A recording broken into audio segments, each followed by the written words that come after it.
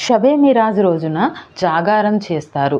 అంటే రజబ్ నెల 27వ రోజు వీళ్ళు షబే మిరాజ్ అని చెప్పేసి ఫిక్స్ అయిపోయి ఆ రోజు జాగారం చేసి నెక్స్ట్ డే ఏం చేస్తారంటే ఉపవాసం ఉంటారు.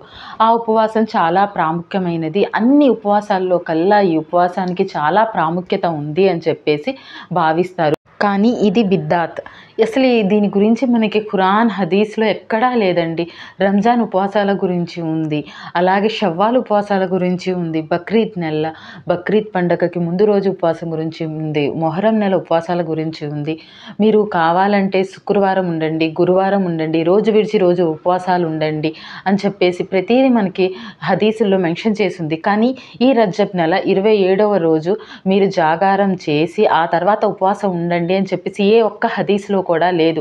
కానీ దురదృష్టకరం ఏంటంటే మన ముస్లిమ్స్ ఖురాన్, హదీస్‌ని వదిలేసి ఏదైతే చెయ్యకూడదో దాన్ని చాలా షిద్దత్తుగా చేస్తున్నారు. మేము ఖురాన్, హదీస్ ద్వారా వివరించి వీళ్ళకి చెప్తున్నా కూడా వీళ్ళు లేదు అని చెప్పేసి వాళ్ళదే రైట్ అని చెప్పేసి ఉపవాసాలు ఉండి ఏదో మాకు ప్రూవ్ చేయాలని అనుకుంటారేమో కొంతమంది. కానీ దానివల్ల మాకొచ్చే లాస్ ఏం లేదండి. ఏదైతే ఖురాన్, హదీస్‌లో ఉందో దాన్ని మేము చేరవేస్తున్నాము. అది పాటించాల్సింది మీరు.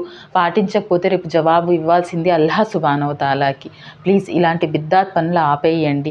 ఎవరో మా తాతలు చెప్పారు, ముత్తాతలు చెప్పారు ఈరోజు ముఖ్యమైన రోజు అని చెప్పేసి మీరు ఆచరించడం కాకుండా ఖురాన్, హదీస్ ద్వారా ప్రూవ్ ఉందా లేదా అని చెప్పేసి ఒక్కసారి మైండ్ పెట్టి ఆలోచించండి. ఈ వీడియో వేరే వాళ్ళకి షేర్ చేయండి. తెలియని వాళ్ళు తెలుసుకుంటారు.